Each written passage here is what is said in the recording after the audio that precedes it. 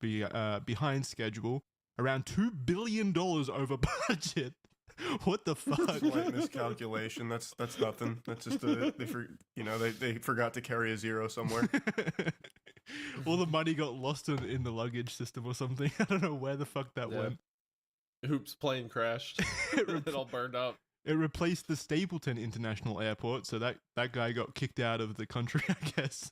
That airport's vanished. It was designed by a man named Curtis Fentress, who paid respect to the Rocky Mountains with a distinct white tent-like roof that mimicked snow on the mountain peaks. I like how you avoided homage because you weren't sure how to say it. I always fuck up homage. I didn't want to risk it. Yeah, that's smart. Jackson tried to do that real quick under the radar. Charlie was like, I see you. Well, don't you hide from me. The script is right there in the description. For anyone that was following along, they'd be like, hey, respects. Wait, where is that? It's homage. It means the same thing. No, that's good, Charlie. I want you to keep bullying Jackson as much as possible. References and bullying, that's what you're here for. Even it's no different than the official podcast, really.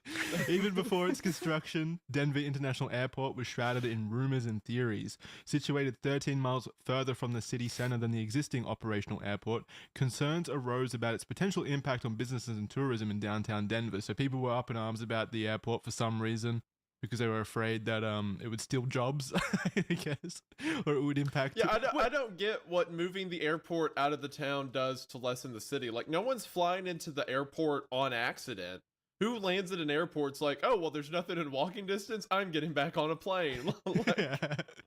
Doesn't make any sense. Its potential impact on businesses and tourism, I imagine it would be positive impacts on tourism and businesses. It's a giant international airport, right? Yeah. I don't know. Whatever. Anyway. People are dumb. Over time, these concerns proved partly valid as hotels and other amenities gradually sprang up closer to the airport. So I guess so the hotels disappeared from the city center and moved closer to the airport. So then downtown Denver became a bit of a shell of what it once was. The airport's unconventional features included unique artwork, a questionable underground baggage system, and mysterious time cap fueled the growth of conspiracy theories surrounding it. Today, Denver International Airport stands as one of the most mysterious airports in America, which doesn't really mean much in the grand scheme of things. Like, it's one of the most mysterious. What other airports are mysterious? It's like, I mean, it is. I would say it's the most mysterious out of them. Now, like you said, is that a high bar to reach? No, but I wrote in this document that it certainly makes it better than LAX. I fucking hate LAX. Flying through LAX is awful. I've been there once and I also hated it. I hated everything about LA, to be honest with you. Yeah. You should have gone to Denver, then you would have basked in the mysteriousness of the airport. I feel like I've missed out by not going to the Denver International Airport. Denver, so it's in, is it Colorado? It's in Denver. Yeah, Colorado. Yes. And where is Colorado geographically in the country? Oh, somewhere in the middle? It's like Midwest, kind of northwestern. Like if you were to split a line down the middle, it leans west, but it's like northern Midwest. And because of how high altitude it is, that's why it's like got a lot of like Denver is known for being a super big like ski location. Yeah, ski town. People go snowboarding and stuff. Get ready to turn left. Yeah, look at the mountains back there. Yeah, it's the Rocky Mountains, right? I don't think that the Rockies run. Do they? Do the Rockies run through Colorado? I feel stupid. That sounds right. Yeah, wait. Right. It paid homage to the Rocky Mountains, right? So it would have to be. Yeah, it has to. I'm an Appalachian boy. I'm East Coast. I've never been out there, but yeah, I'm pretty sure. Yeah. Yes, they do. Surely it would. If it was paying homage to the Rocky Mountains, why would it? Yes. Okay. I'm looking at a map. They absolutely do. It's like entirely the Rocky Mountains. Yeah. Rocky Mountains, cool, I guess. I don't know what it's got to do with the conspiracy, but it's mentioned. The airport building itself looks enormous. I just looked at the document. I didn't notice this earlier. How your heading goes It's not from bad. like, I can make oh, that a where, bet. look how pretty the mountains are, and then your next Gotta go fast. subtitle. Ready to turn right. New World Otherwise, I Order. might fall Yeah. asleep. We get straight into there's Okay, nothing else to sorry. talk about. I want to set the scene. Yeah, that's I want good. to talk about the airport and make sure Right. people know that this is a place where planes come to do business, and then we'll get into Okay, the New World gotcha. Order and stuff like that. All right. So, Stay left. what is the reason for this Then turn this left. place being so large? It's the second largest airport in the entire Oh. world. Turn If this is I in, would guess. if it's in the middle of the America, what's Is the, it bigger what's than the point? Atlanta though? Gotta Yeah, it is. follow I the thought rules. Atlanta was the Can't- biggest one, I would guess a lot of international flights maybe go through it or something, so they just made it super huge. Oh my gosh, the entire Denver International Airport is 53 square miles. Yeah, it's enormous, It's big. Yeah, it is Big. massive. and I don't understand What the why. heck? That's so much real estate. So it's just a matter. The way they do international stuff is it's just a matter of like, we have this location that's a good place for planes to be received and let out. That like the Charlotte airport is huge in North Carolina. It's not even because Charlotte is that big of a city. It's just because that it does so many international flights that the airport's way bigger to accommodate it. So Yeah, but surely not. Surely more international flights go through one of the large East and West Coast airports like LAX or JFK, right? Because they're closest to the international countries. It doesn't make much sense to me to have you the would think. largest you would think. airport. I guess those other airports are kind of restricted by the cities that they're in. They don't That's have what I much was room about to say, expand. because you can't do it out of like New York or LA because there's so much traffic through there anyway. Yeah, they're kind of at peak capacity all the time. This could Yeah, also be one of yeah. those like connecting airports, like a lot of connecting flights go through it, or maybe it's a hub for one of the big carriers. I'm not sure. Regardless, Okay, apparently the Atlanta one isn't even top 10. So Oh, my entire embarrassing. understanding of airports is completely wrong. All right, sorry. a go ahead. pathetic I'm airport. just stupid. Yeah, They really dropped the ball. yeah, they should make it bigger. disgusting. So the reason I bring the size up though is because it does have something to do with the conspiracies. Because there's so much land used for this airport that people were quick to think like, why is that the case, and how does this reinforce our conspiratorial beliefs? As we'll go on in the next bit. The New World Order is a conspiracy theory that suggests society's powerful elites are secretly setting up a global government structure with the goal to control the world. They achieve this by manipulating world events to suit their agenda. They're said to operate both in the shadows and in plain sight, all without being directly identified by the general public. Shadow organization. Yeah, and I'm sure most of you would recognize a lot of the imagery that people associate with the New World Order. I think most people are at least familiar with them. New World Order, like, kind of is a broad term to like kind of describe any kind of like shadowy organization that's Shadow government. yeah, shadow government and stuff like that. Yeah. In March of 1993, a year before its official opening, Denver International Airport hosted a dedication ceremony and placed a time capsule at its south entrance. Above the capsule rests a stone plaque marking the ceremony's date and listing notable figures such as Mayor what Wellington kind of E. turn Webb, is Governor this? Roy R. Romer, and Secretary of Transportation Federico Pina. The inscription reads, "The time capsule beneath this stone contains messages and memorabilia for the people of Colorado in 2094. Below this, a Freemason symbol is displayed, accompanied by the names of 2 Masonic lodges in Colorado that assisted in burying the capsule. Hey, yo, The yo, plaque yo, concludes yo, with the yo, phrase, don't be New World Airport Commission. pulling out It's in certainly an front odd of me, message to mister. include, but realistically is likely pointing to the nature of time capsules being something for the new world, and is not a direct reference to the conspiratorial concept. That's my anecdote. Yeah. Other people believe this is full confirmation that there's a new world order that has made it their says new entire world. plan. Yer. Entire plan to just plant time capsules. That's part of their plan. I don't know why.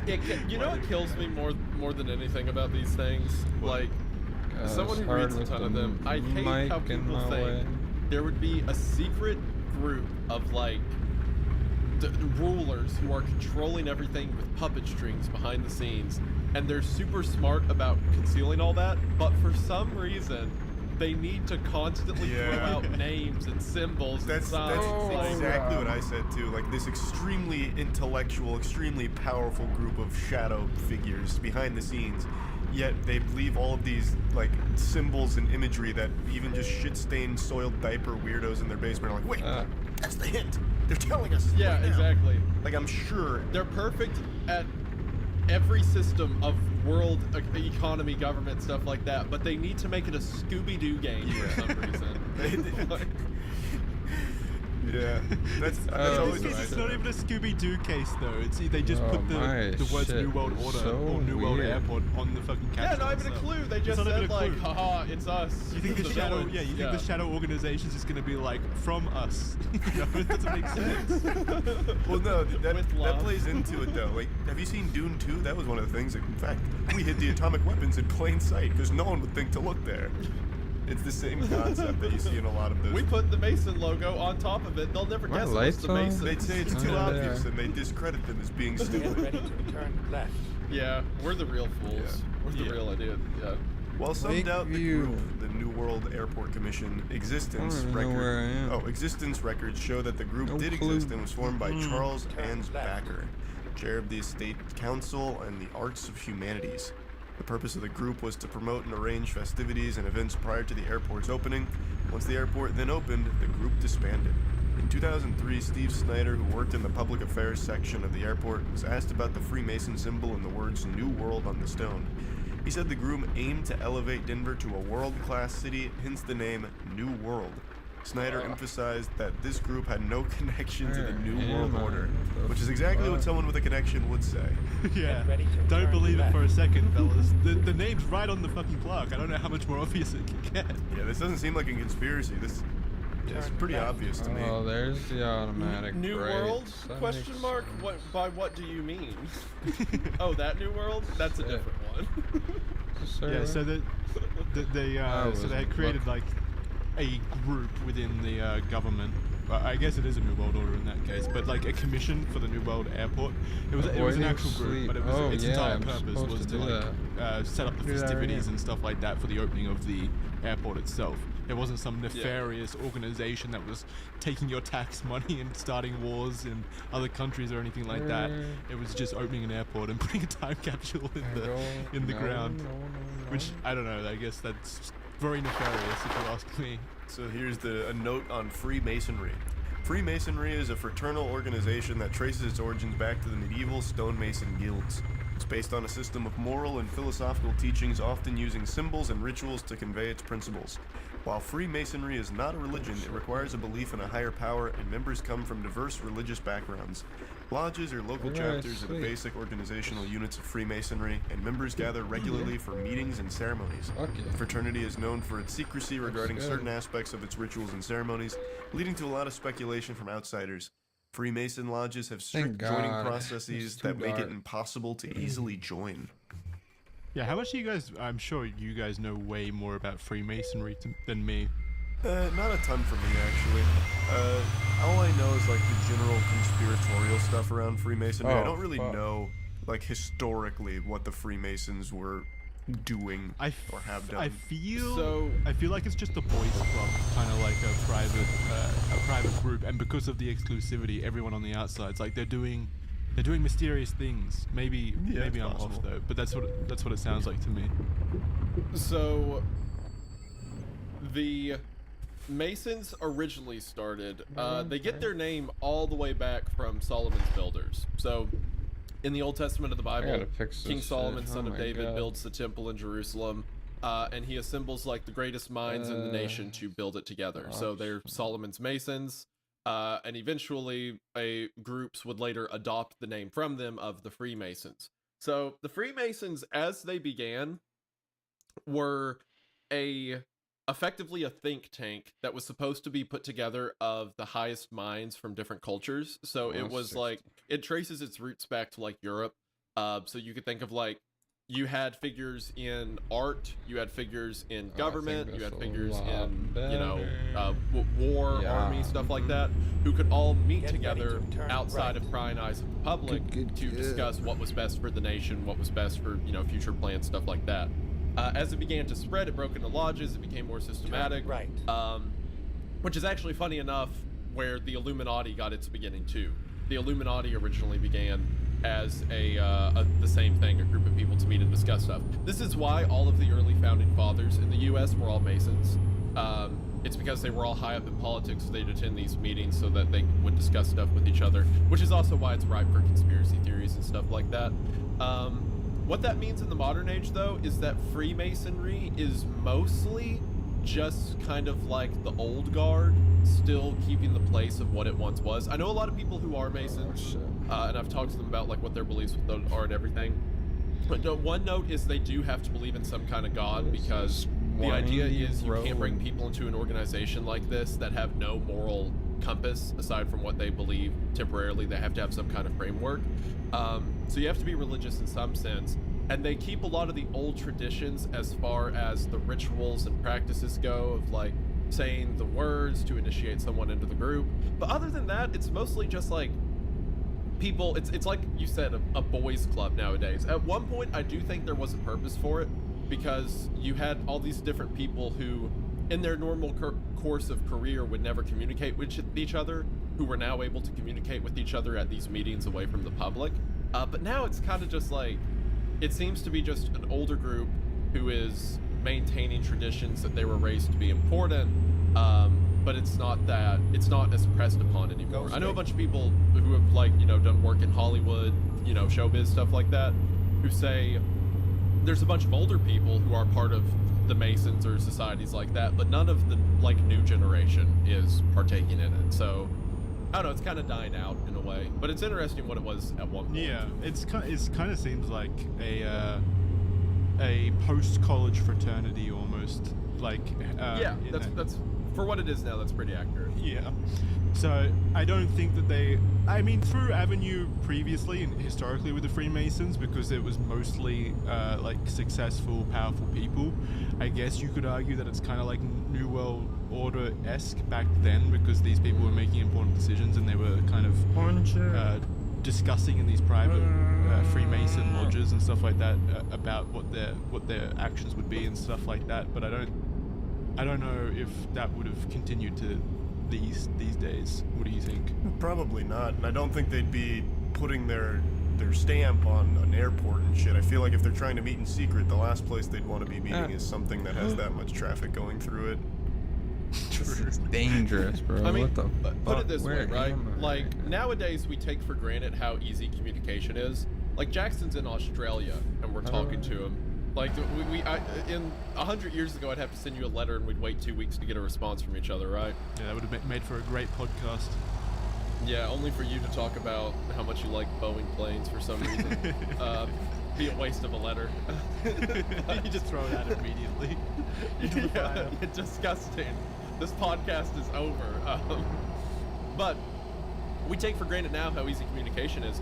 Back in like 1700s, if you had like beef with somebody or you were like publicly opposed to them, it would take like years to settle that unless you met in person and actually like figured it out.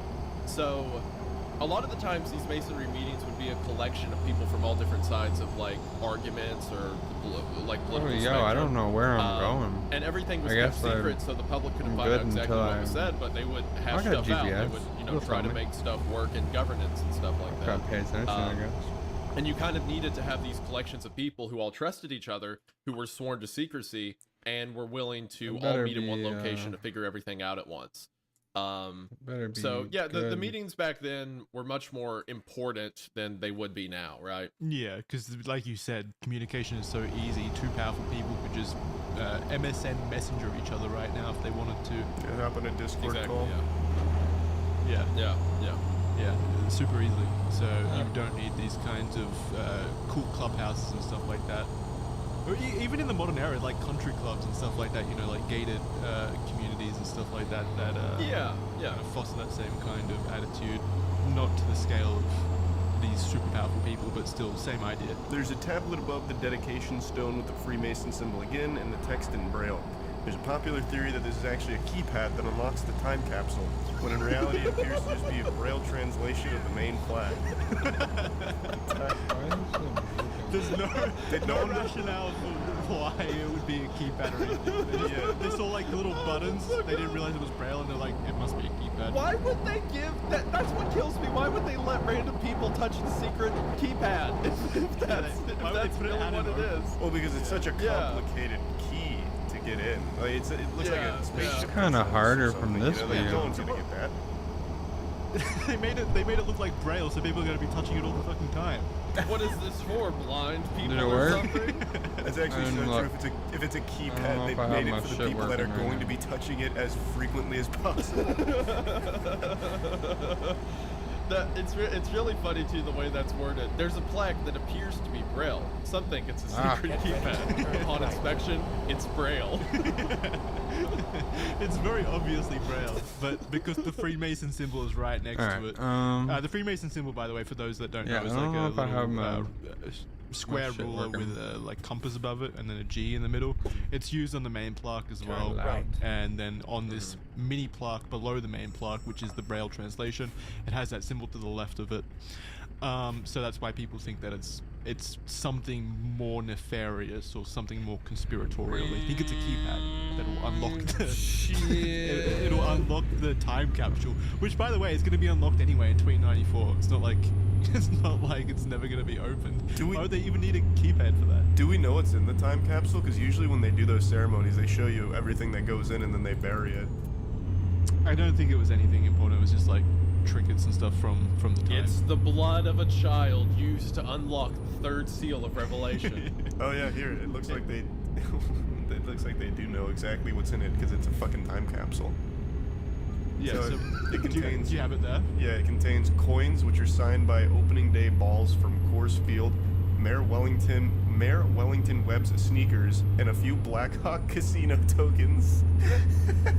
Wait, so the mayor just put his sneakers in there? Yeah, he just put his shoes in there. Why did they think that was that That's important? pretty good. That's pretty funny. We need to open it ASAP. We need the code quick. Quick feet. Hurry.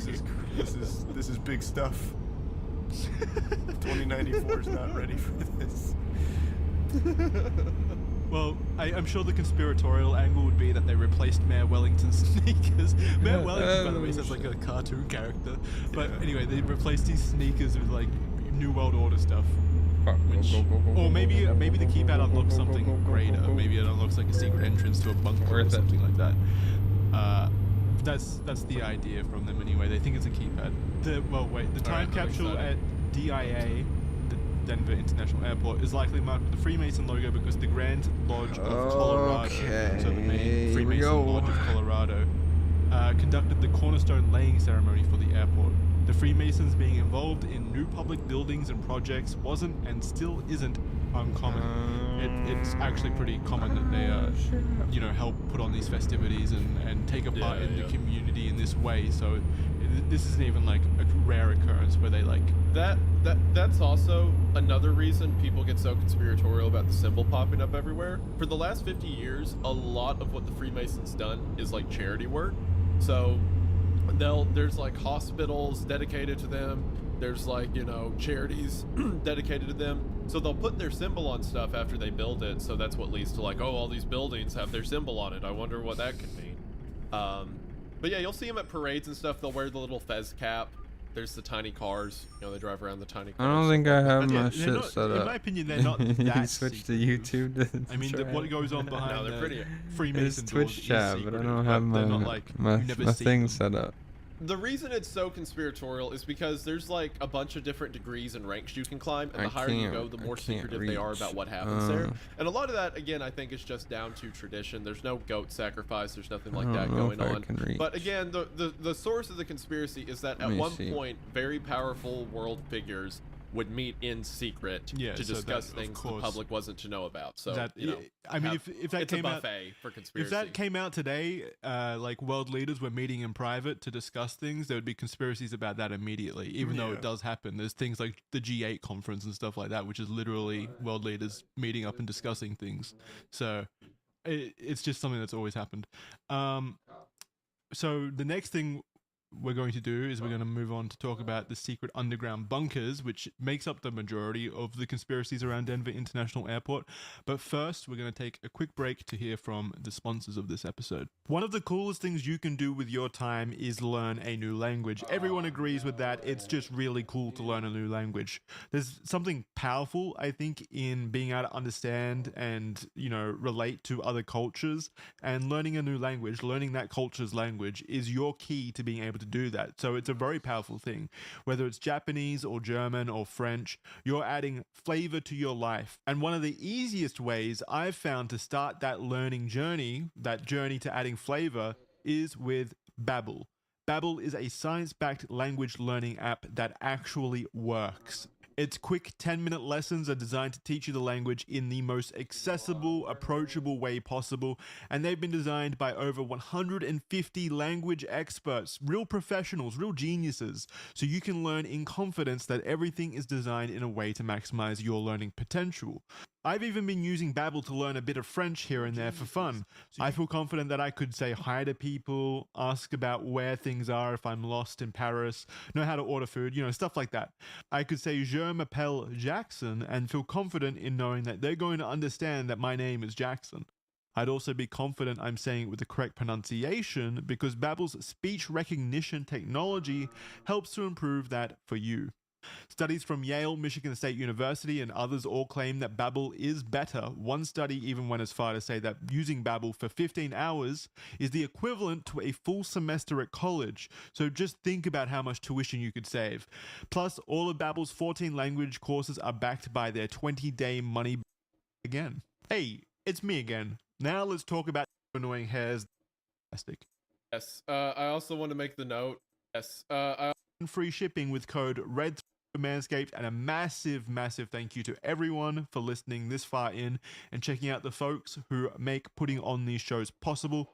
Enormous thank you to everyone, and back to Denver. Isaiah, did you want to start talking about the underground bunker?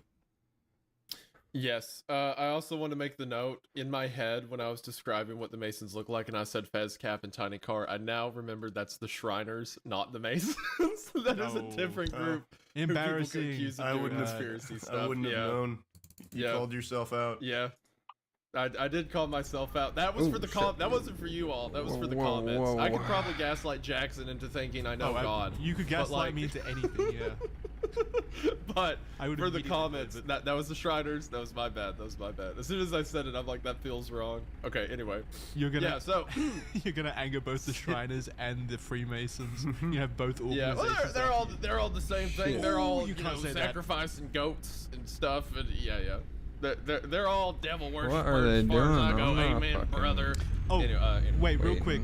I just remembered the Freemasons have a subreddit, so you can freely go and look at all the Freemasons. Well, it's only for the lower ranking Freemasons. You're not going to be meeting the Tom Cruises in there or anything. Yeah.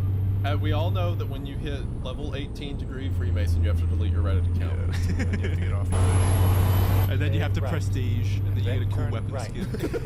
I'm out of there. They don't know then nothing. You get a cool new hat. And a fez. Whatever. A new fez hat, yeah. Turn right. Alright, continue on about the bunkers. Yeah. One of the more widely passed around theories surrounding the airport involves the existence of underground bunkers and tunnels. While the airport does indeed have I'm sorry, I know I'm one sentence in, but just the idea of like the airport being like, yeah, we actually transport baggage using these underground tunnels, and then people like, I know they're hiding the underground tunnels. While the airport does indeed have underground tunnels for transporting baggage, some believe there's more to it. Allegedly, contractors working on the airport during its construction reported seeing signs of bunker entrances and mysterious tunnels beyond what's publicly known.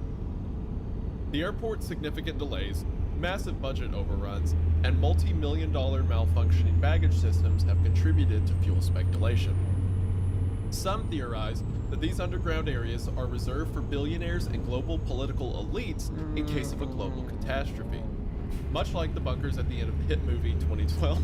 Jesus Christ. Yes, that's a pop culture reference in the document this God, time. you're writing like you're on Tumblr with that, Jackson. Jesus, turn left. Yeah, Speeding. that's right. I just did that. Yeah, I do that now. I was getting bored writing. I had to. That's me.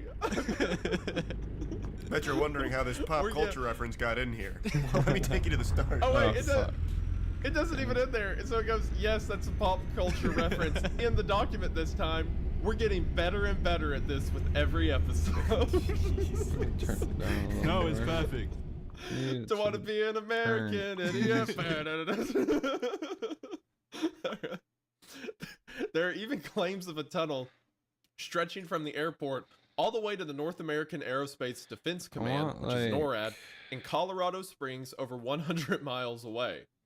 Additionally, there are rumors about the presence of reptoids or aliens lurking beneath the airport. All just unsubstantiated nonsense. Like, there's no, Yeah, no now evidence. I will say, if you were the kind of person who thinks that there is some kind of new world order, government conspiracy, whatever, and then Why is the it a world's zero? largest airport gets built, and it's $2 billion over, or the Over budget. America's largest airport gets built, and it's $2 billion over budget, and then there's all these underground tunnels and stuff. I see why people are attracted to the idea of something going on there, right? Yeah, but it just takes 2 seconds to ask yourself why. Like, if it's some kind of underground bunker to survive an Correct. apocalypse, why the fuck would they build it here in a place In that's the so airport? publicly accessible where people could just wander their way Correct, in? correct. Wouldn't make any sense. Well, okay, wait. Counterpoint. Because the planes have to get there, Yeah. Charlie. The planes land there and then they get out and go straight into the bunkers. If it's a world-ending Get ready event, like to all the turn planes right. go to Denver and like immediately they get ushered off the planes into the bunkers. That's the logic there, I assume. That's why Yeah. Turn an right. airport might make That sense it needs to for be something at an like that. airport. But then it would be, if that was the case, it would be at an unmarked location. Because like, also this is another thing. They act like they're trying to put together the clue. The people who believe in the Denver conspiracy Get act ready like they're to trying to turn put together left. the clues of like where the elites hide their weapons and like tech and stuff like that. But we have evidence of where they do, because like during the Cold War, we knew they were Turn building a left. bunch of like missile silos across the United States, and we were never told where. And then after the Cold War, we find out they're all in like fields in Wyoming, just like absolute middle of nowhere locations. Like during the Manhattan Project, where did they build a lot or refine a lot of the uranium for the bombs? They did it in Oak Ridge, Tennessee, a place that, you know, no one would expect. So we know that they put them in places no one thinks to this look. Why would episode of they the throw their most podcast is a important little base off underneath topic. the largest airport in Kinda. America? That's a really I guess, good you know? point. Especially, yeah, that wouldn't make any sense at all. Pretty much everywhere that's super small would be a much better Go target straight. to do things like that. Exactly. Easier to control. If something like There. this did exist, it's in a town that's not even on a map, Yeah. right? Yeah, but then how, again, like how are all the That's rich just people going to gross. get there on a Oh, moment's okay. notice when the world is ending or whatever? Well, how the fuck are they going to get to the Denver I- International Airport on a finna hit moment's notice unless they're already there? What do you mean? A They'd have to plane? fly A in. plane? Well, then they'd fly Yeah. into the other place as well. I'm assuming Oh, they'd so all have. these private planes are going to like fly into some small town in Kentucky. Yeah, they absolutely could Where are they do going to that. land? Well, and- No, they couldn't. Where?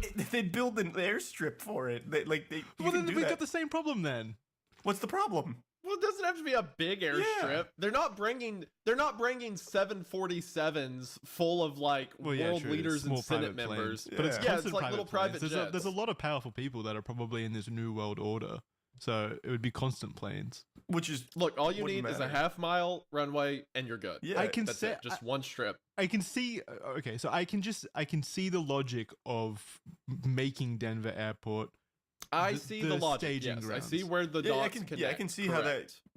I just think it falls apart though, because let's say you're just Joe Schmo. We're there. We're at the international airport because we're going to fuck the Wendigo or something, right? So we're at a layover, and all of a sudden we see fucking hundreds of powerful people coming into the airport and going underground. We're gonna start connecting dots. Like, wait a minute. This is Yeah, this is way odd. too many Wait, eyes. wait, but at that point it doesn't matter because the New World Order, like that's an emergency situation. The tsunamis from 2012 or whatever are coming. It's over, unless we get into the bunker with them. Which we could, because they do in that movie too. It's like, Yeah, we- well, so just follow the movie. Yeah, That's they do. fine. They get on the ark. You're right. The three of us in behind them, we choke out the three guys in the back, and we put on their clothes. Yeah. And then we get in line, like walk with them, and then we have to take part in like the blood Yeah. orgy. that happens underground. And that could all be avoided if they just went to fucking Oak Ridge, because I'd have no clue Exactly, that they were in Oak yeah. Ridge. I wouldn't see them. Well, someone will. Someone in Oak Ridge will. They'll I be mean, like one guy will, but by then a it's dude, like, yeah, like just fucking dude over there sees it. like when they were building missile silos in the middle of Wyoming, the property owner knew, right? Like guys like that, and they were paid to keep quiet. But it's not like the world knew. It's not like Russia knew where the missiles were at, right? Yeah, of course. There's more strategic importance in hiding that kind of stuff, though. There's strategic importance in hiding your fucking Noah's Ark as well, I would imagine, and not letting normal people on. What if it's just a tunnel system to the Rocky Mountains, and then the bunkers are built underneath the Rocky Mountains? That's what I would think would make the most sense. That would be more likely. Yeah, that would make a lot more sense. Because it's like everyone who comes to the bunker has to fly into the Denver International Airport, and then they get ferried in the tunnels to underneath the Rocky Mountains, which is where the bunkers actually are. And being underneath the mountain. Do they ferry them with the little tram like in the picture? Do they Yeah. In the little baggage carriages. Yeah. Epstein's in there right now. He's over that bunker right now, cruising to freedom. Yeah. Okay. All right. In reality, the underground space at Denver International Airport serves a much more mundane and practical function. During its construction, a sophisticated baggage system was planned, which required a large amount of tunnels and conveyor systems beneath the airport. Although it was never fully implemented and ultimately deemed a failure due to technical problems, the tunnels themselves still exist. Today, they are used for various logistical functions. Yeah, so I think they're still just used to carry like luggage around. Like we have that. That is interesting though, that they build all those tunnels and can't use them. Yeah, That's probably why they went $2 billion over budget. Yeah, I don't know how you would. How do you fuck that up though? If you're just using it to transport luggage around, surely it can't be that difficult. Yeah, how do the conveyor belts just put conveyor belts down there? Is that a problem? Right. Yeah. No, it was a state-of-the-art baggage system, so I assume it was like using teleportation or something, and they couldn't figure it out. Oh yeah, you're just using the blood of infants to.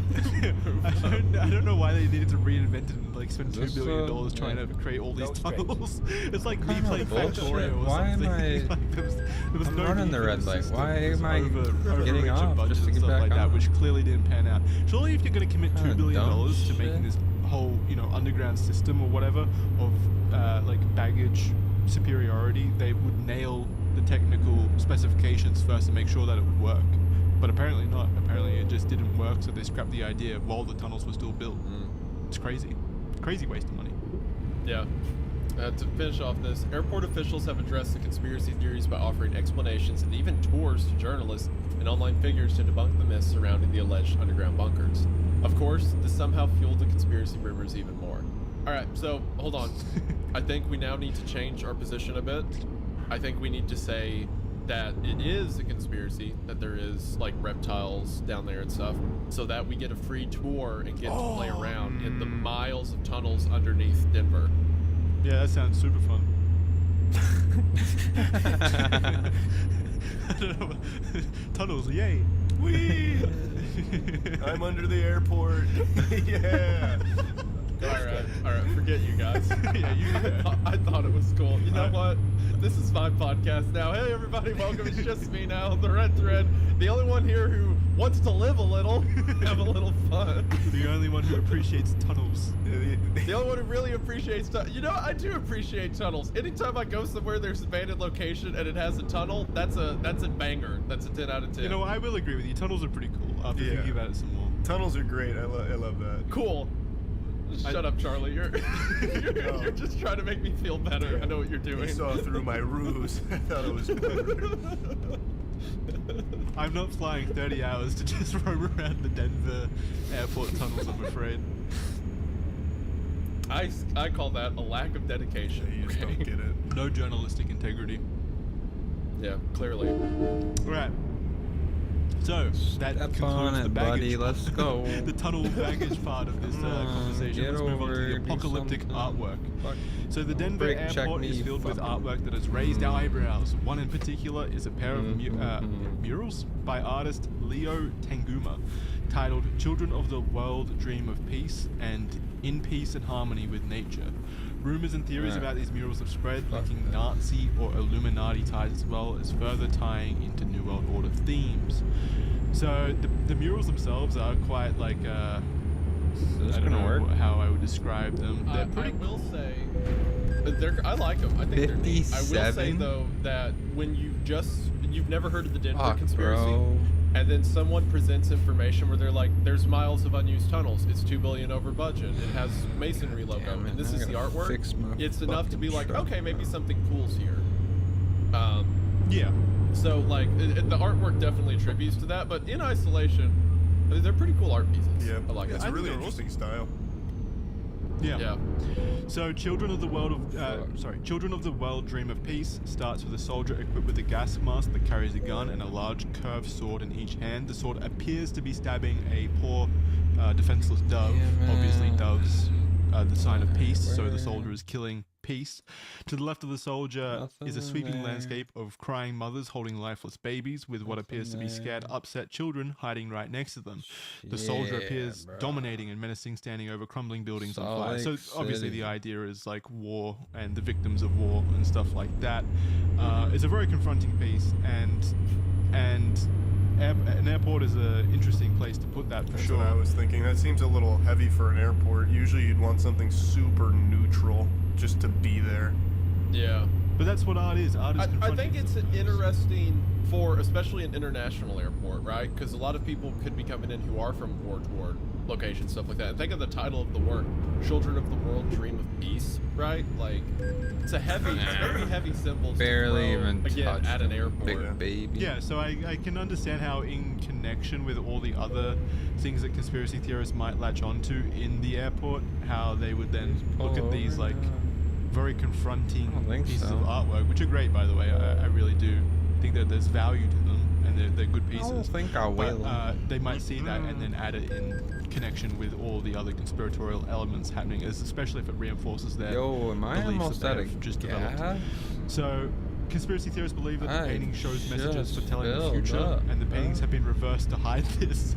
So, conspiracy theorists believe that the order of the There's no paintings have been way, right? reversed, Where's my- and what it's actually doing, it's a prophecy about how evil will come back and a time of war will take place in the near future. Which it's not a crazy prediction, but I don't think that Where's was my the gas intent. gauge? I mean, Fucking it's dash. funny because the way the paintings are done, it shows war, and then it shows children being better than the war, and then a world of peace, right? Which is a fun, like, little symbol, especially because in the last picture, all the kids are holding flags from different parts of the world. So it's like, it's very interesting, but then to see that and be like, what if it's backwards? What if the soldier kills the children? And then we go back to war, and then the dove dies at the end. And then the dove dies, which of course is symbolism of God, and the elites are godless, so they want to kill God. That's what all that means, of course. Oh, okay. I thought you took it in a deep direction. I thought it was just peace. I thought doves were peace. I'm just me though. I'm just putting on my Wendigoon hat for a second. Yeah, it means they're gonna kill God. That's what. You're clearly more cultured than I am when it comes to art. You look far deeper with into like it. with absolutely insane paranoid ramblings. Yeah, I'd say I'm pretty cultured. Yeah. So then the next painting by Tenguma is In Peace and Harmony with Nature, which follows the same theme of a depressing, emotion-evoking painting which moves on to a happier one. So there's a transition from a very depressing painting of like forests burning and children crying and stuff like that into a happier setting. So the second part of the painting shows happy, celebrating children from all nationalities surrounding a bright, colourful flower with animals throughout the painting car look right happy there, and right healthy. there. There are no burning Exit cities or right. trees and no coffins in the second painting, whereas in the first there are a lot of those things. Conspiracy theorists believe that there is more to this painting than the depiction of Turn climate right. change and the impact humans have on nature because of the burning trees. Some believe this painting shows why the secret group behind the scenes wants to control the population, seeing the world as overpopulated. I don't know. They're looking super deep into this stuff at this point, trying to make sense of it. Oh, In we're the good, we're first going part of there. the painting, a caged Quetzal bird is shown, which can be seen as an allegory for extinction, fueling the theory of a mass extinction event happening, and the airport being a safe hub for select members to emerge in Turn the new left. world unscathed. Theorists theorists see the plant that the children are gathered around in the second part as a symbol Sometimes for the it New World breaks so government. quick. So the children are Sometimes surrounding it the New just World takes government. and forever. this is and just I'm like a halfway lot in the of fucking a road lot of over the top before lunacy, in my I opinion. stop. Like, just it's a very clear message that I think the artist is trying to portray here in these paintings, and the conspiracy theorists have latched onto it and gone in like a wacky direction. Well, I mean, like, yeah, like you said, it's pretty self-evident. Like, Yeah. war hurts the innocent. The innocent make war go away. The world is better now. Like, it's not. it's not that really. complex. You have to. Unless it's backwards. Yeah, you have to go on wasn't like backwards. actual stupid juice to like try and pervert that into a different direction. Like it's super obvious what it's trying to convey. It's just one of those things where you're looking for these things to confirm what you already convince yourself Already is believe. real. Yeah, and there's just Yeah. nothing you can really do to convince someone otherwise after you've done that. You're just believing because you want to believe in it. That's it. There's no evidence or anything. You'll see whatever you want to believe in at this point if you're looking that deep into it. What I always find so- fascinating though is you know like what? they use this as real evidence, just literally fucking art pictures. They're like, wait, it's confirmed right here that the mass extinction event is coming. Look at this painting. It's right there. It's on its way. Yeah. As if it's like cavemen bro. scrolling on walls Exactly. telling of their history and stuff. Yeah. Yeah. Like, again, they just need to throw clues out for us all over the place. Yeah. Well, again, it's like they don't understand that multiple people can have different interpretations of art as well. Like, just because they see something there doesn't mean that's the intent of the artist. You I don't put know until you can confirm it from the 51,000 artist, miles. if the on artist would ever say that. The artist himself, Tanguma, was influenced by horrific events from the perspective of a child and innocence that children possess. So that's why he decided to draw these pieces. I can't believe I'm Several of the almost out of depicted children are gas. based on real-life individuals, each with their own story that Tanguma My tank adapted. is fucking Among huge, them are a boy bro. who tragically took his own life, a girl who fell victim to abuse, and brothers who advocated for peace That's in crazy. Afghanistan. So a lot of these are like actual real-life experiences that he's drawn from. I'm gonna go and again, it's a very, like, smoke. It's a very compelling piece of artwork. All of them are, and they clearly mean a lot to the artist and the communities that the artist is from, Yeah. and the people that he's depicting. So it does feel a bit like I'm just gonna. fucked up to then twist that into a conspiratorial agenda where there is none. So it's quite unfortunate. I will she was addicted to BRB. substances. I want to see receipts. Yeah, There's your prove it. Source. Even if you did provide that, the immediate thing would be the Freemasons faked this evidence. This isn't real. Yeah, there's Of no, course, yeah, there's yeah, no yeah. convincing. Yeah, you cannot Yeah. win. And then at the end of it, it would be, oh, so you're manipulating these real stories to get your agenda across. True, yep. You could just search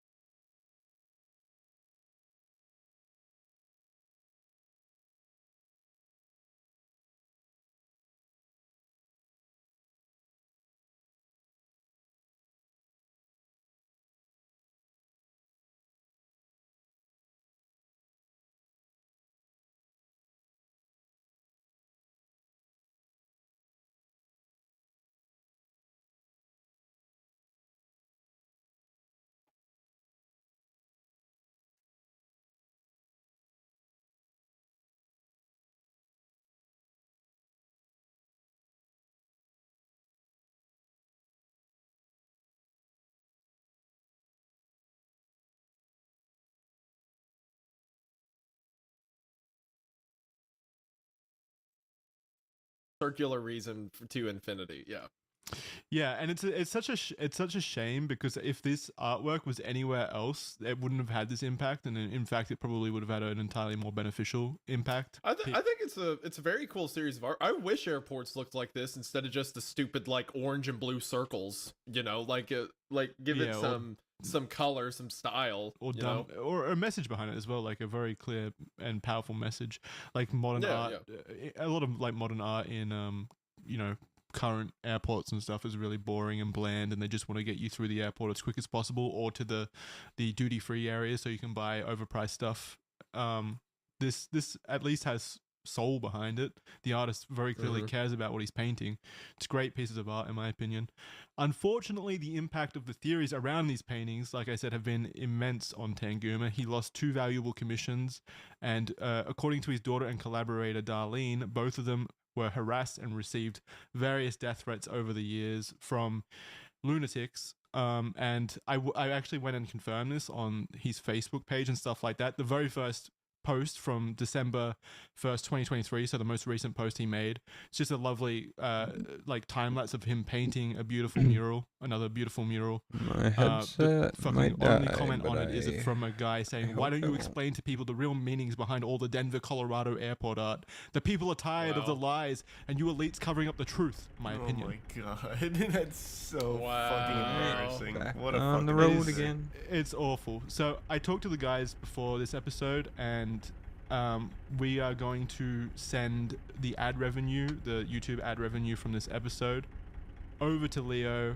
as thanks for contributing to the world of art in this capacity, and hopefully offset some of the negativity that the conspiratorial side of the world has led to him.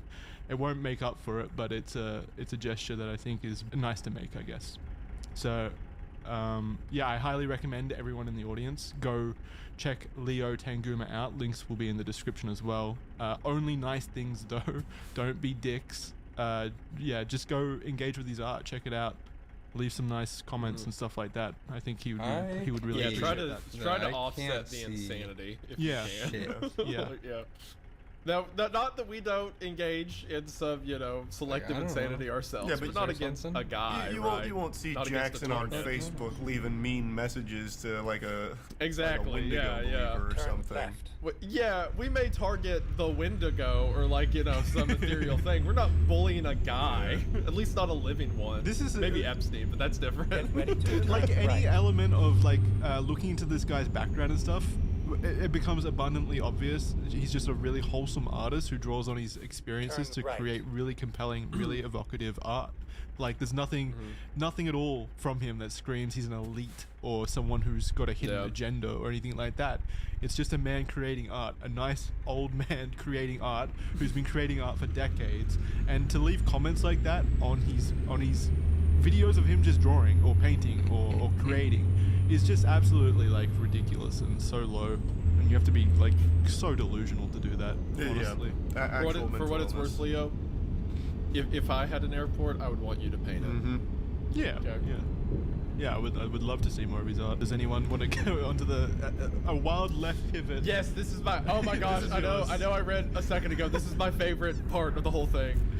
Alright, wild left pivot over to Isaiah for his favorite part of the Denver. Yeah, this is so insane. I love this.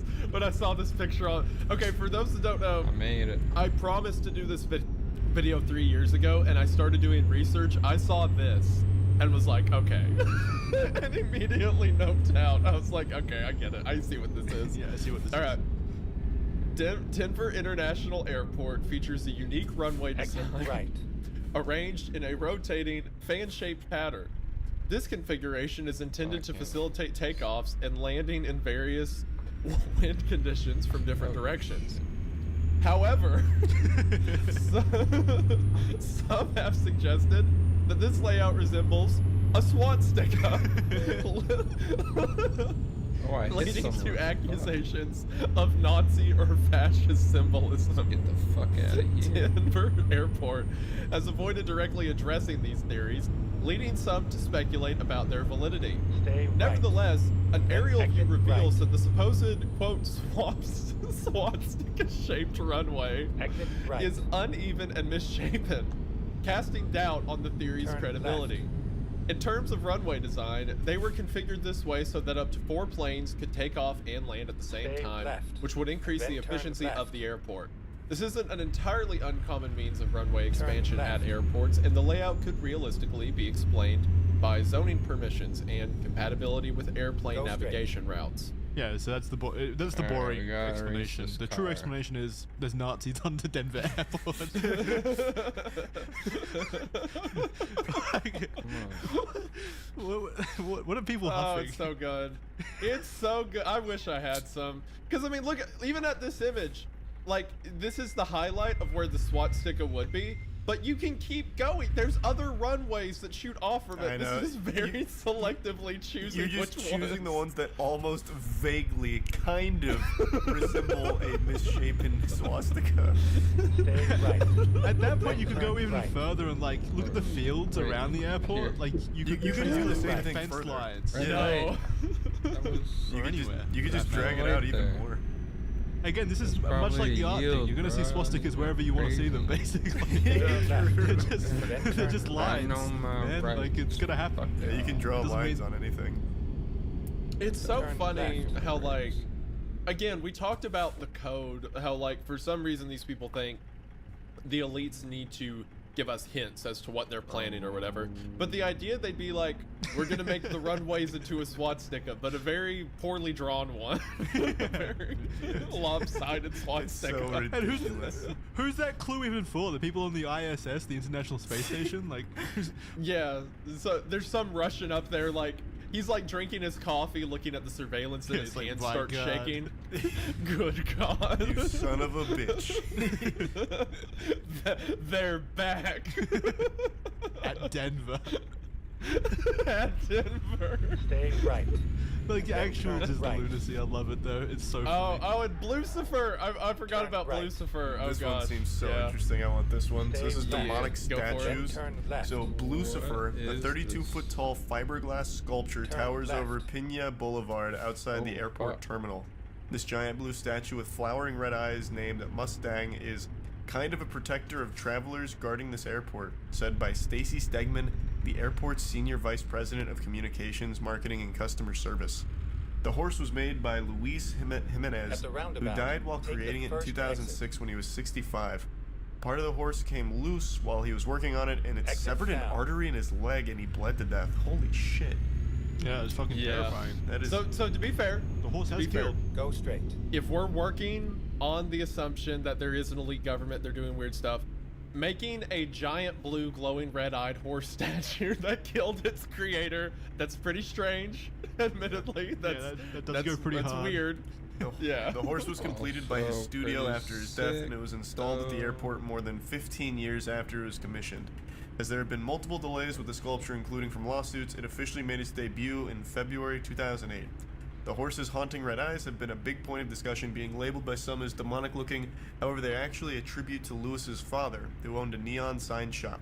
The horse itself is meant to represent the American West, particularly the wild Mustangs that roam the Colorado plains.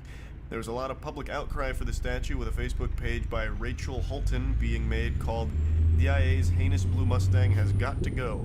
She even made a poem that goes hard about the saying, blue body and red eyes. It's ugly enough to kill. Welcome to Denver. Don't look at my eyes. You will die by evil fire. Never fly again. Nasty blue privates. Deadly glowing evil eyes. It killed its maker. What the fuck is this? These are the conspiracy theorists. This is what they do. They're writing poems about it now.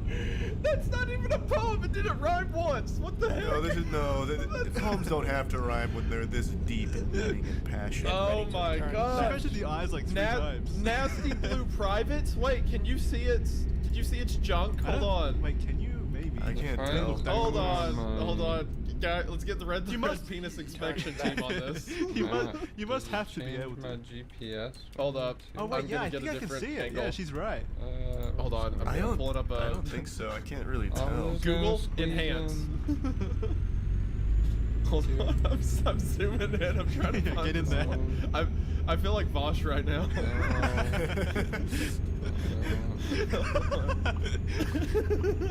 Doesn't work. Yes, you can. Oh my gosh, you can. There's horse Yeah. stick on it? Oh my god. Yeah, well, it's not okay. So again, not to sound like Vosh, but you know how like horses, it's not always out, right? Like it Yeah, yeah. retracts A little bit. into a sheath, so it's like, It's like a sheathed, transformer. but you can see like the balls and the place it would come out. Yeah. Oh, So okay. Nasty Blue Privates isn't entirely incorrect. Then she did make a compelling point there. Semi-correct. Yeah. Yeah. She did mention eyes like 4 times though, so she's very obsessed with the eyes. Like Yeah, the Yeah, well, ending- to be fair, the giant red glowing eyes on a blue horse that killed its creator is pretty freaky. I'd be willing to believe that the airport's completely fine, but that statue is possessed. Yeah, that statue's definitely haunted. I think the statue's cool Yeah. as fuck. It looks awesome. It is a really. I think it's cool It is too. a really cool statue. I like And they the shouldn't get veins rid of it. across I think it's cool, Yeah. and they shouldn't get rid of it. However, that being said, objectively, it is pretty creepy. It is creepy, yeah. Yeah, I mean, I'd like to take the next one too, because this one's less creepy and more just kind of silly. So another statue is the Anubis statue. So in June 2010, the airport erected a 22-foot sculpture of Anubis, the ancient Egyptian god of death, until January 2011, when the traveling King Tut exhibit at the Denver Art Museum moved on. The statue sat alongside the south side of the terminal, much to the dismay of locals. People somehow connected this to conspiracies surrounding the airport in general, so much to the point that I felt I had to include it in this document. So the picture that Jackson has here of the Anubis statue makes it look like a prop out of a mini golf course just sitting in the runway. It looks like 2 feet tall. Yeah, it looks so small, just in the middle of nothing here in the runway. it's just in the middle of nowhere. It's just by the terminal. I think it was just an advertisement for the King Tut exhibit. Like Yeah. they were just showing that. Yeah, well, I mean, showing they have an that. Egyptian exhibit somewhere, so Yeah, they just yeah. put an Egyptian statue. It But was at no, the Denver Art Anubis, Museum. Yeah. it's another pagan deity. Uh-oh, looks like it's gonna kill him. Looks like it's like, evil. Anubis okay, to and be fair, I'm Lucifer looking at a hanging pic out. right now. It is pretty tall in photos. Yeah, no, it's It 22 looks like feet tall, so 30 it is feet. kind- Okay, 22 feet tall. Yeah, it's pretty tall. It's not like small or anything. It just looks But really yeah, small. That picture's pretty funny though. Yeah, it was just an advertisement though. It's not anything like nefarious. It was only there for a year, just as an advertisement Yeah. for the museum exhibition. But because it was at the airport and it was kind of it was Okay, connected right. to death and stuff like Then that. continue straight. It's part of the conspiracy now. So it's just another one of those things that point that there's a new world order of Nazis who like statues Go that are straight. living underneath Denver Airport. The last one, Isaiah, do you want to take this one? Notre Denver Gargoyles. Sitting above the airport's baggage claim are the Notre Denver, or the 2 luggage gargoyles. The gargoyles sit on an open Samsonite suitcase, a nod to the old Samsonite factory that operated in Denver until it closed in 2001. They were designed after the Notre Dame Cathedral gargoyles, yeah, which fuel. are supposed to Fuck, I protect forgot. all they oversee. So, the Notre Denver are, according to artist Terry Allen, there to ensure your luggage arrives safely, on time, and at the correct location. Go straight. Some say they appear demonic and have a Oh, haunting presence in where's the my area. next? So it was just creepy Shit, statues just yet again. passed That one. they're Yeah. connecting to the conspiracy overall. There's nothing really deep there. man. It's Yeah. I mean, I get, again, if you're buying into everything and then Yeah. you see demonic winged figures above your luggage, I get it. But like it's literally the reason they're gargoyles are turn around. like old European architecture is as a protector thing. So them being in a suitcase, they're protecting your luggage. Just a cute little sculpture. yeah. If gargoyles ready are like to turn right. always protective or whatever, they're like friendly. Why do they get such a bad rap? Ugly, I They're guess. because they appear like demonic and stuff like that. Yeah, but they're bros. They're protecting my luggage and making sure it gets through that very complicated baggage system that they've got under Denver Airport.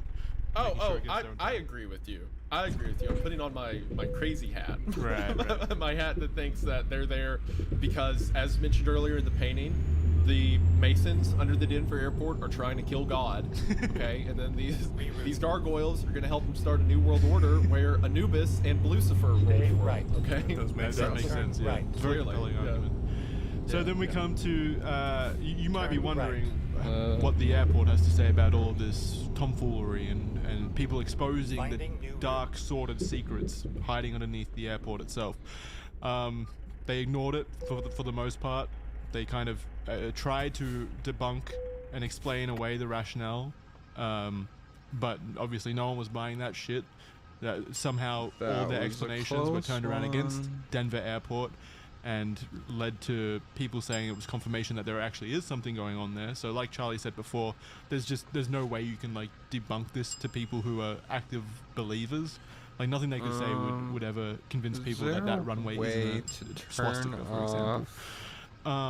Instead of the, dismissing the like, conspiracy though in pop-up 2018, alert the marketing things? team decided to just play into The it, thing which that is really just cool. saved me.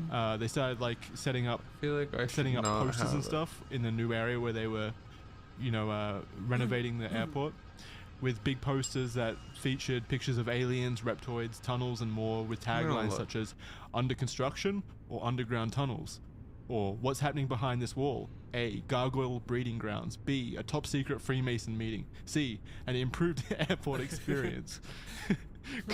Another one says cool new areas to hang out, or Area 52. And another one says construction or cover up. So this is fun. I actually love this. This That's is great. really That they're good, just yeah. like, yeah. They're I'm just, so happy. I'm so happy they lean into it. yeah, it's so funny. It makes me the one that says, "What are we doing with an iguana person?" Yeah, with a That's reptile great. dude. That's so good. Yes, Denver's got some secrets, and there's a giant green alien on it. Yeah, so cool. I love that. I love that. Organ. It's kind of sure there's been some negative aspects of the conspiracy up to this point, like people That's going a bit too crazy, far $4 on the whole grand. artist side of the thing.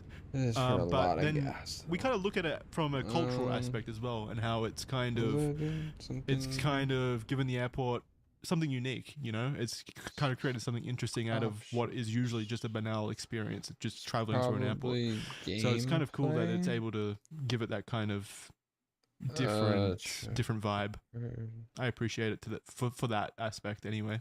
Yeah, I think it's a lot of fun. I think it's the best case scenario that, they lean into it. They don't cover everything up. They don't say, "Oh, sorry, you didn't like it. We'll get rid of it." Like, having fun with it's the best option. And there's no Yeah, reason not to. I don't think this is a large majority of people that stop into the Denver airport like fucking shaking, getting the heebie-jeebies, walking around or anything, thinking that it's demonic or Yeah, anything. I think it's just a small group, so they're just playing off it. No harm. Yeah. Yeah. And I love, like, they could have like torn down that artwork that people were up in arms about, or they could have torn down Lucifer, or they could have. Actually, I don't know what you would do with the Nazi symbol. I don't think you can rearrange the runways. That would work. So that one's staying. Even But like when they could have done they notifications could have are like received. pussied out about a lot of this stuff and like removed the things, but they've kind of just like left them could there do and played that. into it, which is Yeah. I like that. It's I the like way to that a do lot. it. Yep. So in conclusion, Denver International Airport has become a breeding ground for conspiracy theories, fueled by a series of seemingly innocuous coincidences. It seems Denver International Airport is just a normal, navigation. regular I need airport that. I at the end of the need day. that. I mean, that's definitely what it seems like to me, with nothing strange hiding beneath the surface. So what do you guys think? Or so they say. Yeah, or is it? Yeah. I realize this episode I've played I've played like the realism card, and I don't like that. So true. to make my final thoughts, all of the world leaders that are actually humanoid reptiles, as we're well aware, have designed this secret bunker underneath the Denver airport. The $2 billion was spent on amenities for them and different ways for them to obtain things like goat's blood or children's blood for their secret rituals that they're going to use to bring the demon out of Lucifer when the end times come. And then they're going to start a new world order that is ran by gargoyles and swastikas for some reason to take over the world. So yeah, Well, that's what I think is going to happen. When If you there's say that it all many out loud, it really does start really to does make connect. sense. Yeah. Yeah. I see where they're coming from now. Yeah, I'm glad Also, you all came to your senses. If there's that many reptiles congregating in the airport, $2 billion. We're just gonna. That sounds about right for like a state-of-the-art reptile humidifier system that they would probably need. Convenient, that. huh? Yeah. Pretty convenient. I mean, Underground. that's I kind think of that's what I want. yeah, that's kind of like the big thing for me. That's kind of conspiratorial. What happened to that $2 billion? That's a lot of fucking money, and I doubt. I just cannot see it having been wasted on that baggage system that didn't come to fruition without literal heads rolling.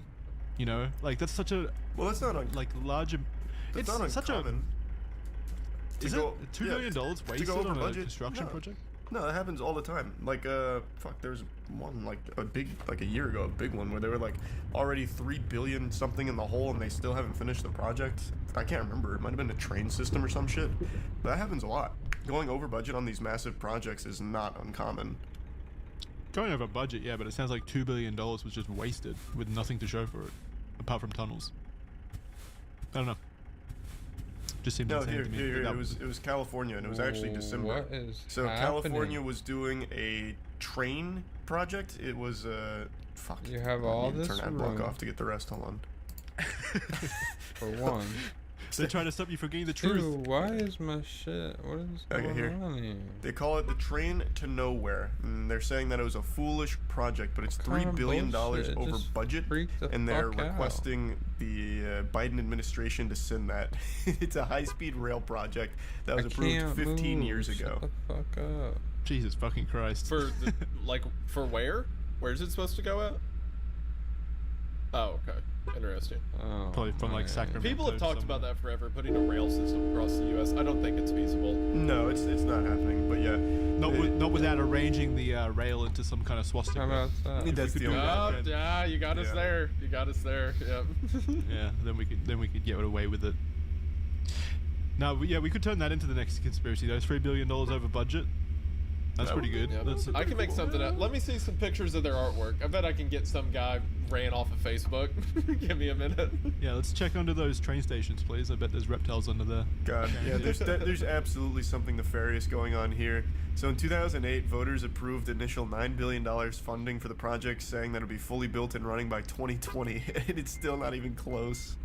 Yep. I know that happens all the yep. time, running over Classic like project government dates. project. Well, it's Yeah. also Yep. $3 billion over budget though. Like they're already $3 billion in the hole. What a joke, man. Yeah, it How do happens people all the keep getting fucking these time. jobs? All right. Do you guys have any last words about Denver Airport?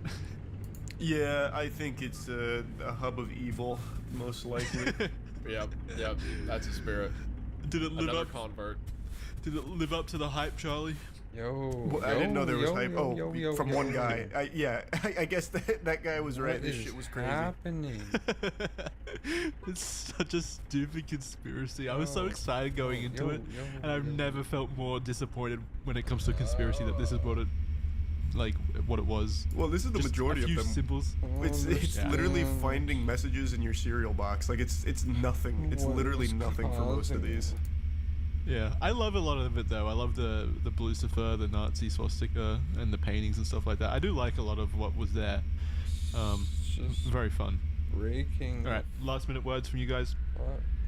No, nothing on my end. Oh, Isaiah, you just released a video. Shout it out. Aw, you don't have to do that. Yes. No, that's too kind. I released No. a video about Ruby Ridge, which is something that we've talked about briefly when we mentioned Waco and stuff like that. So yeah, I made a Ruby Ridge video recently. Check that out on the main channel if you want. Oh, that's so sweet, Jackson. Yeah, Thank you. linked below in the description as well. Go No. check it. It's very similar to the content we're doing here on Red Thread. So obviously people might be interested in that.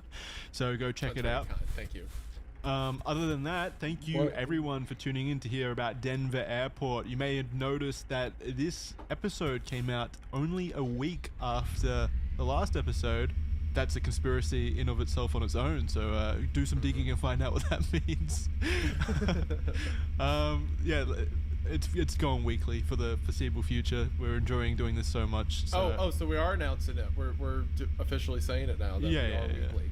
Yeah, Oh. yeah. Sick. So Yeah, we're weekly show now, guys.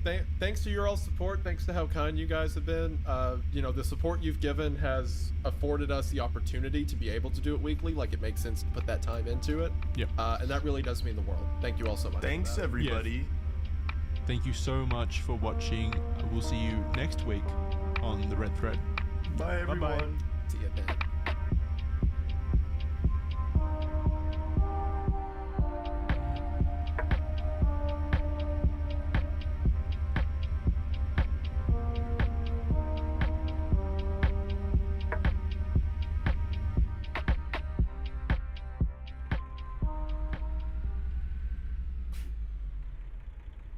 California, which is north of San Francisco and south of Vallejo. and they would go out. It was about 10:15. They would go out in their cars to what was basically like a lover's lane and hang out there. And around 11 p.m., local resident Stella Borges left her house to pick up her son from a show. And she was driving with her mother-in-law and daughter, and she passed Lake Herman Road a few minutes later, spotting Faraday's car. And the front right door was open and 2 figures laid on the ground covered in blood. She made the choice not to stop and offer help or anything like that, and instead drove to the nearest Benicia police station, which, like, I kind of get, given that she had her own child in the car. I guess that would be, and she was basically a woman on her own with her mother-in-law. So if she sees like a scene, a crime scene, I get why she would just drive straight to the Benicia police station and not stop to help or anything like that. But it is rather unfortunate because they were still, the 2 victims in this case were still alive at the time. Bro. Which, if they had have received help quicker, then perhaps they both would have survived. That is one of those. I was just gonna say that's one of those things where like, what kind of help would she have offered for gunshot wounds? Like, I guess the best she could really do would be like CPR if they start to flatline. But it's really understandable why she wouldn't stop, because the killer 100%. could still be there. Like, and then she's not safe, her daughter's not safe. Like, it's all just. I think she made the smartest choice in this situation. It's just really. It's the choice I would have made myself if I was in that situation. Well, yeah, you're also a fucking coward, though. So. What would you have done? What would you have done? Oh, I would have absolutely she stopped, did it. and I would have stopped. I would have gave them a sensu bean. Like, it would have been smooth sailing if I was on the case. Pop culture reference. Let's go. There it is. You would have hunted down the Zodiac killer yourself and challenged him to bare fist like brawl.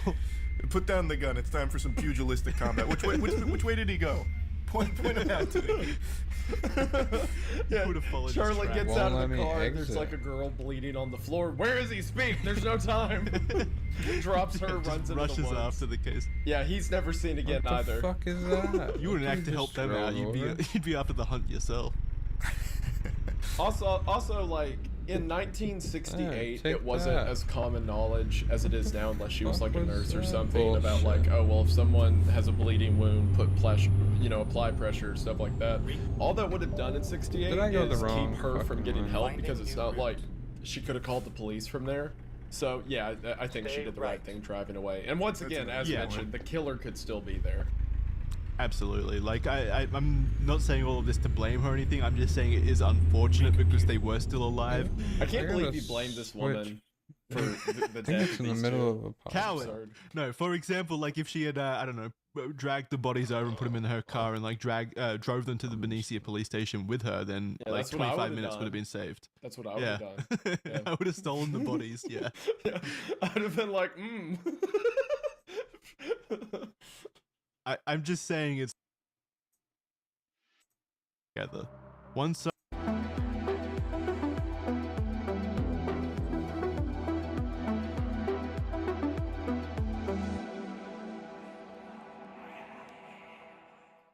On the night of July 4th, 1969, couples were celebrating Independence Day across the country.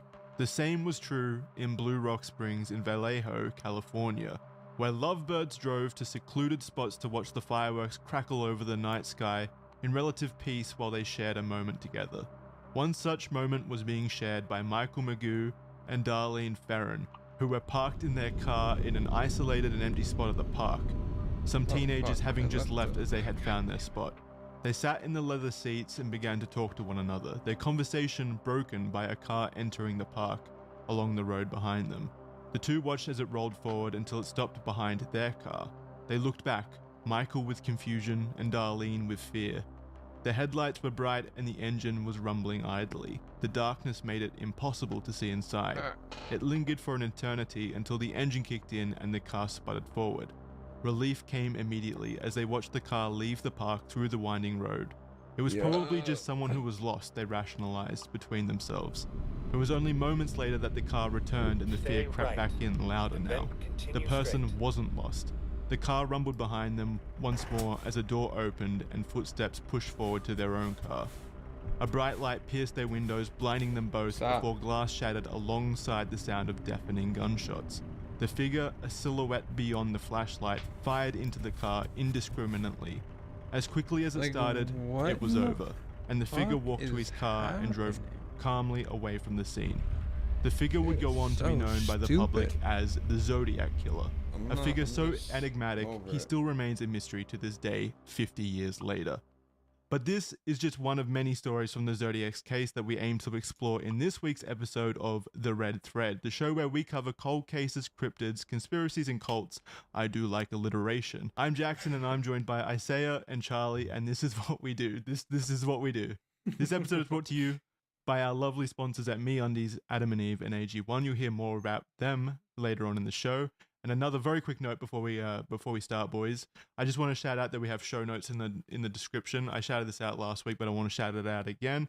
You can head below and see everything we talk about in written detail with pictures and other notes and additional details and stuff like that. Stuff that we might miss during the actual recording. And the link is in the description, so go check it out. And also, thanks to everyone for watching and listening to the show over on Spotify. We'd really appreciate it if you click follow so you get the latest episodes delivered directly to you. And feel free to leave a rating as well, because that really helps us out as well. All right, that's enough notes before the show. How are you guys going? Going great, Jackson. Thanks for having me. Hey, it's your show as well. I'm not having you. I'm not having you. You're part of the show. I don't know why you keep saying you know that. what, Jackson? Thank you for inviting me on as a guest for this episode. It really does mean a lot. So we're just guests in your world. Yeah, it's Jackson's podcast. We're just living in it. It wouldn't be the same without you guys. I'd just be here talking about fan fiction to myself about serial killers and stuff like that, which would be an entirely different mood and vibe. These people would watch it probably. You know, I'm sure they'll tune in. Your therapist would, at least. Yeah.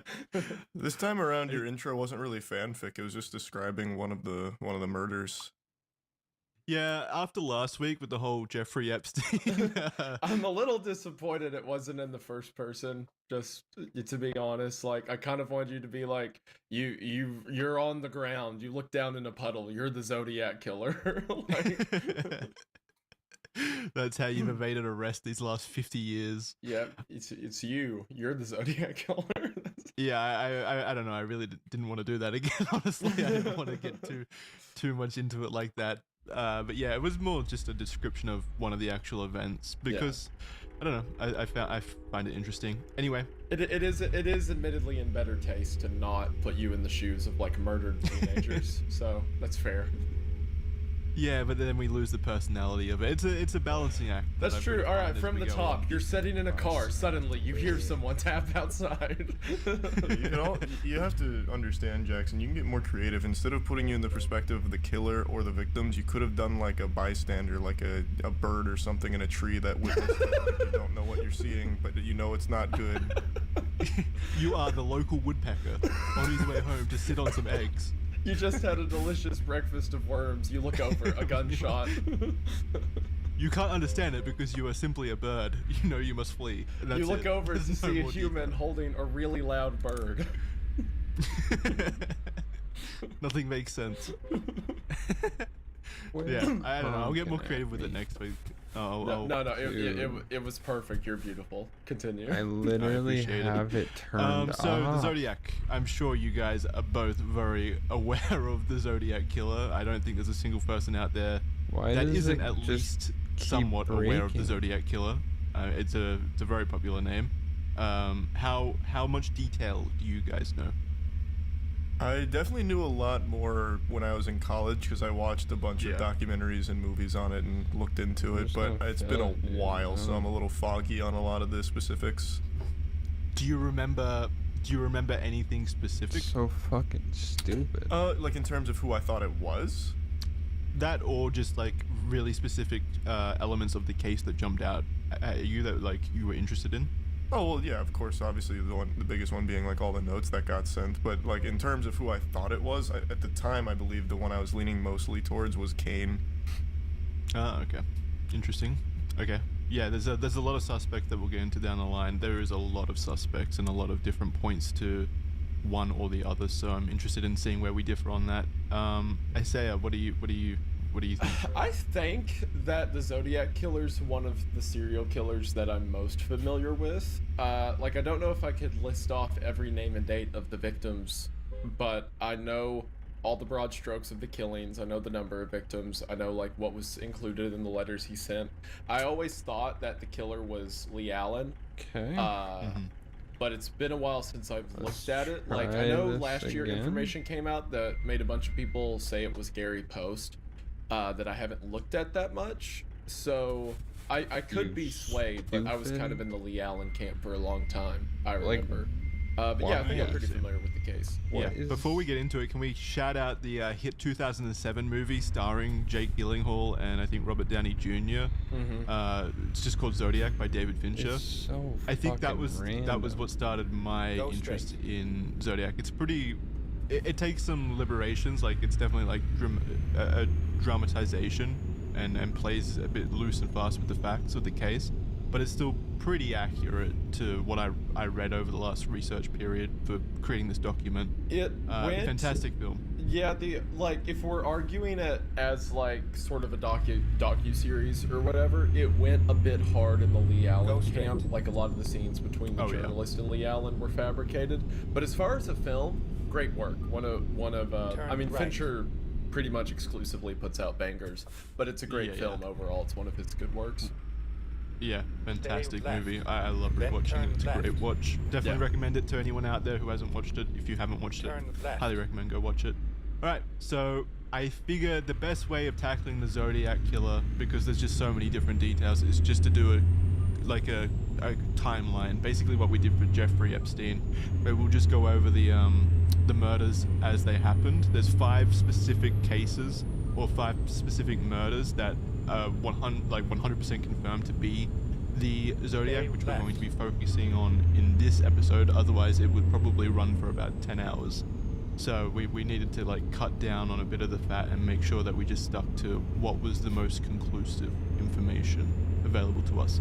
And then we'll also go over the clues and the letters that he would send in as well, because those are very important to the Zodiac case itself.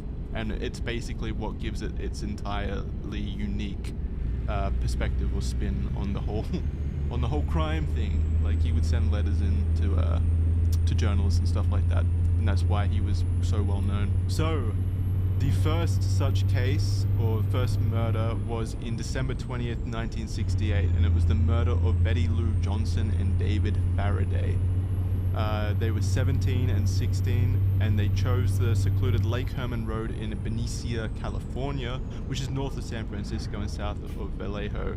And they would go out, it was about 10:15, they would go out in their cars to what was basically like a lover's lane and hang out there. And around 11 p.m., local resident Stella Borges left her house to pick up her son from a show. And she was driving with her mother-in-law and daughter, and she passed Lake Herman Road a few minutes later, spotting Faraday's car. And the front right door was open and 2 figures laid on the ground covered in blood. She made the choice not to stop and offer help or anything like that, and instead drove to the nearest Benicia police station, which, like, I kind of get, given that she had her own child in the car. I guess that would be, and she was basically a woman on her own with her mother-in-law. So if she sees like a scene, you know, a crime scene, I get why she would just drive straight to the Benicia police station and not stop to help or anything like that. But it is rather unfortunate because they were still, the 2 victims in this case were still alive at the time, which if they had have received help quicker, then perhaps they both would have survived. That That's is one of true. those. I was just gonna say that's one of those things where like what kind of help would she have offered for gunshot wounds? Like I guess the best she could really do would be like CPR if they start to flatline.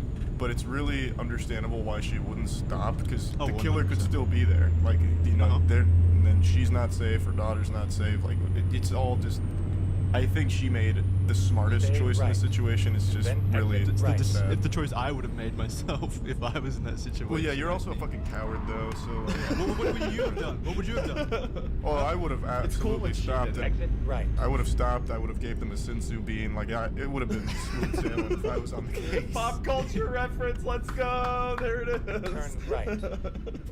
You would have hunted down the Zodiac killer yourself and challenged him to bare fist brawl. Put down the gun. It's time for some pugilistic combat. Which way did he go? Point it out to me. Yeah, would've followed his Charlie tracks. gets out of the car. There's like a girl bleeding on the floor. Where is he? Speak. There's no time. Drops her, Just runs into rushes the woods. after the case. Yeah, he's never seen again either. You wouldn't act to help them out. You'd be after the hunt yourself. Also, like in 1968, it wasn't as common knowledge as it is now, unless she was like a nurse or something, about like, oh well, if someone has a bleeding wound, apply pressure, stuff like that. All that would have done in 68 is keep her from getting help, because it's not like she could have called the police from there. So yeah, I think she did the right thing driving away. And once again, as Yeah. mentioned, the killer could still be there. Absolutely. Like, I'm not saying all of this to blame her or anything. I'm just saying it is unfortunate because they were still alive. I can't believe you blamed this woman for the death of these two. Coward. Absurd. No, for example, Go like if she straight. had, I don't know, dragged the bodies over and put them in her car and like drove them to the Benicia police station with her, then Yeah, like that's what I 25 would've minutes done. would have been saved. That's what I would Yeah. have done. Yeah. I would have stolen the bodies. Yeah. Yeah, I would have been like, I'm just saying it's just unfortunate that help didn't arrive sooner, I guess, because he didn't stick around to finish the job, basically, so it's entirely possible that they could have survived if help got to them quicker. So, upon reaching the scene, the police observed an absence of signs indicating any kind of struggle or robbery. No discernible motive was identified in the following investigation, and all car doors except the open right front door were securely locked. Shell casings were discovered on the floorboard, and a bullet had pierced through the back window, leaving a hole in the car roof. And the police concluded that the assailant had utilized a .22 caliber semi-automatic pistol loaded with Winchester Western Super X, that's important, Super X copper-coated long rifle ammunition, and pulled up alongside the parked car and shot into it repeatedly. So it was basically just, he rocked up to the side of the car and just shot indiscriminately into the car. Spamming shots into there, hitting them repeatedly. And Betty Lou was located a few meters away from the vehicle, suggesting that she did not die immediately and attempted, to the best of her ability anyway, to flee. So she was located away from the car. Maybe he wasn't the best shot, and he had to kind of finish her off after she had left the car. well, it's also a 22, so it's gonna take a ton of effort to kill someone with it anyway. Good point. I don't know anything about firearms, so I'm glad you're 22 here. is like a squirrel caliber. Like you use it for Stay hunting right. squirrel. It's like the size of an air rifle, like a pellet gun. Right. It's a very small bullet, doesn't do a lot of damage. You have to, I mean, they're used in murders a lot because they're cheap and like easy or whatever. But you've got to typically unload into someone to kill them with it. Gotcha. So is that probably why they survived for so long? Yeah, Because he was shooting that's from- definitely why. If he had like a 9mm or something and he shot them like 5 times, they're dead. But with the 22, it's very reasonable they could have lived for hours afterwards. Yeah, okay. So does this speak to some level of unawareness on his part? Like, if he was intending to kill them, would he have chosen a better weapon at the time? I've always had the theory that the Zodiac killer was very like full of himself, obviously because of the letters, and like I think he liked thinking. Yeah, very egotistical. I think he liked thinking about killing people more than actually killing them because he was really bad at it. Yeah. Most of the murders he only got away with, or like the suspect died because of how incompetent the police were, or because it was the 1960s. Because his final kill count was 5 people, and he attempted to murder 7 or 8, I believe, confirmed. So that's that's just over a 50% success rate. Yeah, that we know of. To be fair, he does claim himself that he's got a higher kill count. He claims to be in letters. 37. But Yeah. but I also don't know about that because he loved gloating about the ones we know he did so much. Yeah, I That, feel like don't he know. would have attached proof. Yeah, We'll get into yeah. that later on. Stay But yeah, left, so and then turn left. she suffered 5 bullet wounds on the right side of her back. The shots had traversed her heart, lungs, liver, and right kidney, resulting in an instant death in that situation. So she had fled the car and she had been shot in those vital organs and died pretty much immediately for her. Whereas David was discovered beside the car and was barely alive, but actually alive upon police arrival. He was shot near his left ear with the bullet entering his brain, which, wow, the bullet entered his brain and he was still alive for That's a how bit small of time. 22 is. There's actually, that happens more often than you think. There's a pretty famous case of that. You can actually watch it on YouTube. There is a guy who, I think it was during a burglary, Stay got left, shot in the head. then turn And left. if I remember correctly, he didn't know he got shot in the head.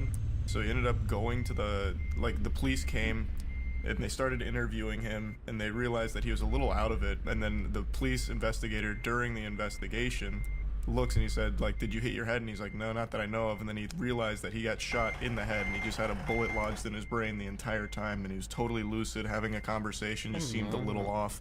Like when you, it's not instant death or Oh. anything when you get shot in the head all, It just like doesn't all the pop time. up. I gotta imagine where in the brain, there Yeah. might be less sensitive areas of the Probably brain. I not. think if you hit the brain stem or whatever, I Tired. think that's like an immediate death from what I understand. Oh shit. Yeah. There's also another one where like a wife shot her husband while he was sleeping in the head, there. and then he just woke up with a headache and never realized he got shot until he like went to the doctor for something totally unrelated. And they're like, "There's a fucking bullet here." Let's go. Like it happens from time to time. Jesus Christ! Imagine imagine being told by the doctor you were almost assassinated. Yeah, that one was a wacky case. Be questioning my whole life at that Turn point. left. That'd be insane. Yeah, there's a lot of factors like what part of the brain, what caliber's used, you know, how much energy it carries. Because there's also stories like there was one guy who he shot. I don't know if we could say that. He tried to commit, what was it from the Epstein one? Hang up. Unalive. Hang up. Sure. He tried to hang up with a pistol, and he put it in his mouth, fired, and then it like obviously did a lot of damage, but he lived. Police show up, and anyway, he ends up surviving this scenario, and it turns out doing that cured his schizophrenia. Oh, So, I like, remember that one. I Yeah, remember so that one. like the brain's really weird. Wacky stuff can happen. Yeah, brains are fucking crazy shit. So that was at the end of 1968, I believe. Yeah, Go December straight. 20th, 1968. And it would take another Stay 6 right. months until he struck again with the attack on Darlene Ferrin and Mike Magoo. I don't know how to pronounce it. Majo, I Magoo's. think. Yeah, But you Magoo. you can continue calling him Magoo if you want. I don't know. It feels a bit offensive now. Mr. Magoo. Yeah, I definitely don't think it's Magoo, I'll be honest with you. I think you're just a big Leslie Nielsen fan and just got a from it. Yeah, probably. I'll take this one if you Yeah, like. yeah, go. So, around midnight on Independence Day of 1969, 22-year-old Darlene Ferrin and we're gonna hit 19-year-old Mike Majo, I almost said Magoo, Majo were en route to Mr. Ed's diner after Darlene picked up Mike from his house. Before heading to the diner, Darlene asked to have a private chat with Mike, turning around on Springs Road and heading to Blue Rock Springs straight. Park in Benicia, a popular local spot for teenagers at the time, similar to the Lover's Lane where the previous 2 murder victims were found. When they arrived at the spot, they put the car in park and settled in for their conversation. There were other teenagers at the park at this time, setting off firecrackers. In the park, they turned off the car light but left the radio playing. The other teens left We about gotta 5 go minutes in before there the for a attack little occurred. bit. Alone again, a car entered the parking lot, pulling alongside Darlene's car, a brown Corvair or a Ford Mustang. Mike asked Darlene if she knew the driver, and her response was to the effect of, "Oh, never mind." Mike was Not a great unsure. response, by the way.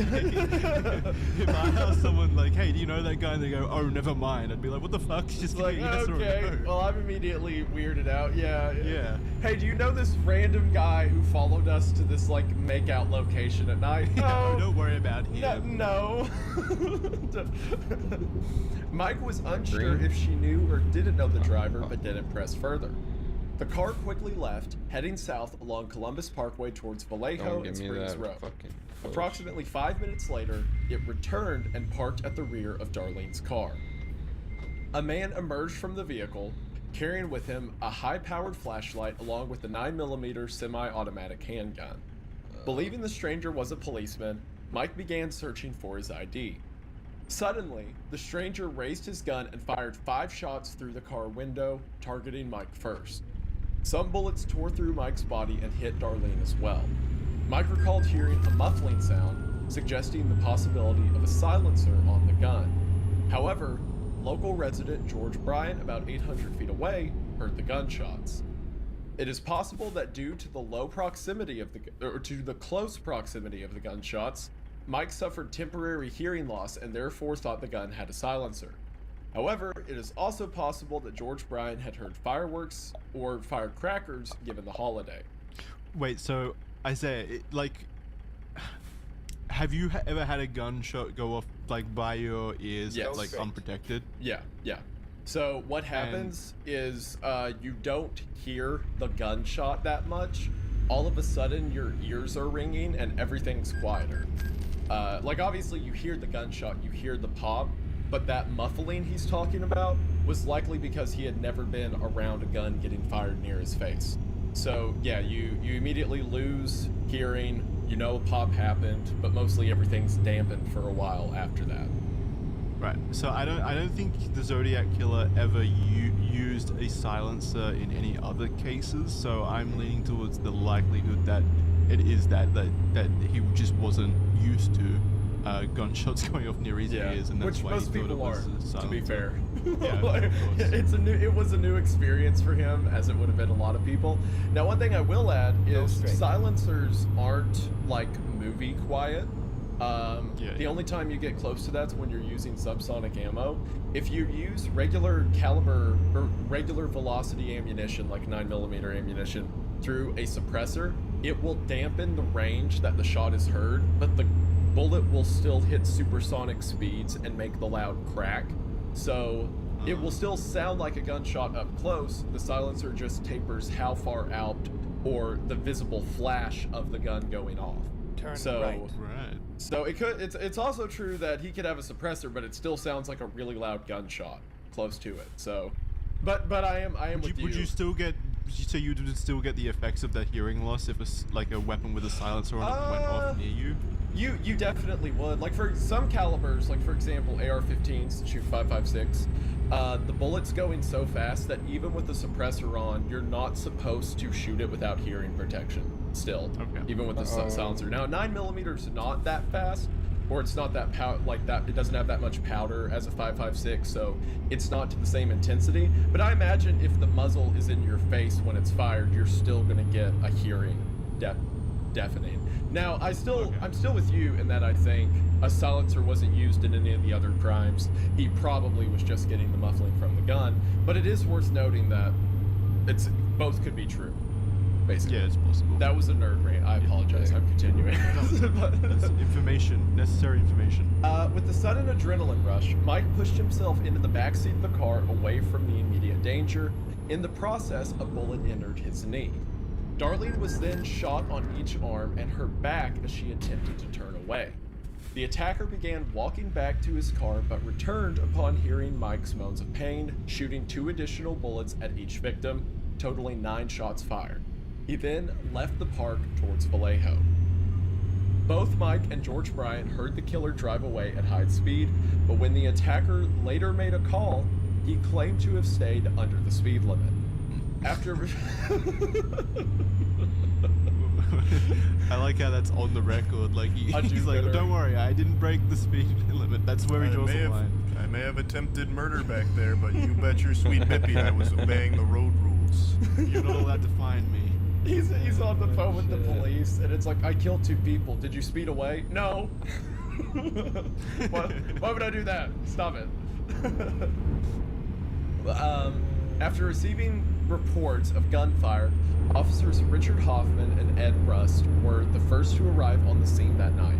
Hoffman quickly attended to Mike, who was on his back on the ground next to the car, while Darlene remained motionless behind the steering wheel. Attempts to get information from Darlene were met with only mumbled responses. Rushed to Kaiser Hospital, Darlene tragically passed away due to her injuries and was pronounced dead at 12:38 a.m. Miraculously, however, Mike survived the attack and provided a description of the assailant to Ed Rust. He depicted the man as heavy-set, around 5 foot 8 inches tall, weighing at least 195 to 200 pounds, but not, quote, blubbery fat, with a large face and short, curly, light brown blonde hair. Approximately 40 minutes later, a call was made from a payphone at the gas station of Spring Roads and Tolyon, to the operator and Vallejo Police Headquarters. I'm so happy I didn't have to pronounce that one thing. Yeah, you know, if it fucking butchered that.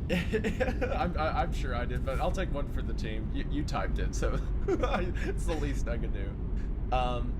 The caller, possessing a mature male voice, spoke evenly and consistently. Despite the operator's attempts to inquire about the caller's identity and location, he spoke as if reading from a script. The quote went as follows: "I want to report a double murder. If you go 1 mile east of Columbus Parkway to the public park, you will find the kids in a brown car. They were shot with a 9mm Luger. I also killed those kids last year. Goodbye." End quote.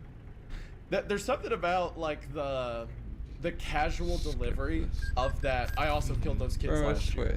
Like, man, it's I think this was clearly a man that wanted to, or a person that wanted to be like, he wanted the reputation. Again, Mike survived, and these were 9mm rounds. Does that change anything? It makes it much more likely that he would have died. 9mm is a much larger bullet compared to 22.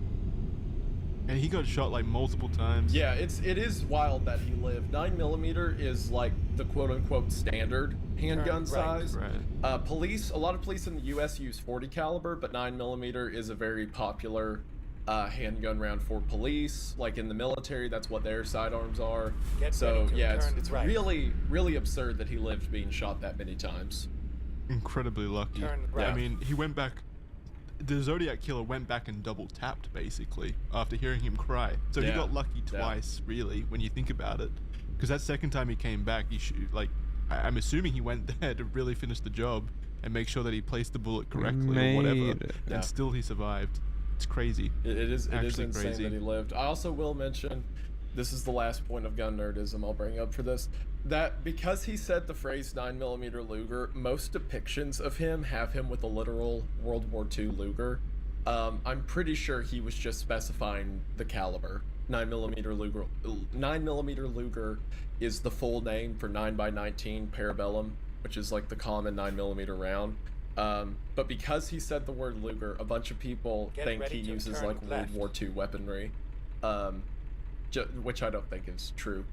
Well, wait, is it impossible that he would? I mean, he could have been using a World War II pistol, just for aesthetic points, I guess. But there's more reliable, more easily accessible, less expensive firearms out there in 9mm. But every drawing, every like artwork you see of the Zodiac Killer, he looks like an SS officer. Because they're like, oh, Luger, here you go, yeah. Full Nazi regalia. yeah, pretty much. Yeah, some weird kid's OC. Yeah. Oh man. Oh man, that's scary. Before we continue, let's take a quick brief break to thank the sponsors of this episode of The Red Thread. It's Valentine's Day coming up, and one of the best ways to enter the bedroom, in my opinion, is with MeUndies, covering your junk. Nothing fits nicer in my opinion, and it really does grab you in all the right places, so you can strut into that bedroom this Valentine's Day with the confidence that only MeUndies can give you. Their contoured pouch and ball caddy will make you look, well, there's like no two ways of saying it really. It'll make you look well endowed. Don't care about making your junk look bigger? That's fine too, I guess, loser. MeUndies has a look for everyone. From all black classics to fun and exciting expressive prints, you can express yourself however you want. The biggest reason why I wear MeUndies, and this is genuinely seriously why I wear them every single day, is because it's so hot and humid over here in Australia and having breathable underwear that still sits snugly on your body is just a massive benefit. And MeUndies is so comfortable and it achieves just that. So I end up feeling like I'm just walking around completely naked while still being grabbed in all the right places. Don't take my word for it though. You can buy some MeUndies, and if you're not happy with them, they'll take it back, no questions asked. I have this really cool pair right here. I didn't just take them off my body. I like this print. I recommend this print. This is a nice print. Yeah, so I genuinely do wear them, and I genuinely do think that they're a great purchase because, like I said, they just fit so damn well. They're so comfortable. This Valentine's Day, good things come in packages at MeUndies. Get 20% off your first order, plus free shipping at MeUndies.com/redthread. That's MeUndies.com/redthread for 20% off, plus free shipping. The links will be in the description, and you'll be helping the show out a lot by visiting them with our link and snagging yourself some extremely comfortable underwear. I highly recommend them. Go grab this print. Go grab this print. Yeah, that's now officially the Red Thread print. I'm declaring that as the Red Thread print. If you want a red thread, wear those boxes. That's these ones with the little black marks on them. I highly recommend it. They're fantastic. Once again, that's MeUndies.com/redthread.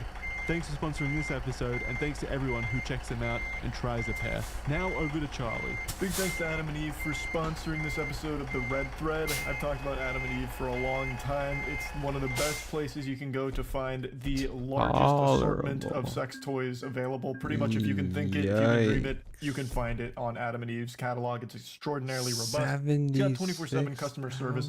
Also, it's discreet shipping, and there's also a 90-day no-hassle return policy. So if you're not really feeling it, you can still return it within that 90-day period. And it's been in business for over 50 years, so you know they're reliable. So if you want to get yourself a nice high-quality sex toy, go to adamandeve.com and use discount code THREAD to get 50% off one item, plus free shipping in the US and Canada, plus free rush processing. Some exclusions do apply. Another big thanks to Adam and Eve for sponsoring. Hello everybody, and thank you so much for watching today's show. It really does mean the world. And I just wanted to take a moment to talk about someone else who means the world, and that's today's sponsor, AG1. For those that don't know, AG1 is your daily dose of vitamins, minerals, probiotics, citrates, other immune supporting supplements, and dietary supplements, all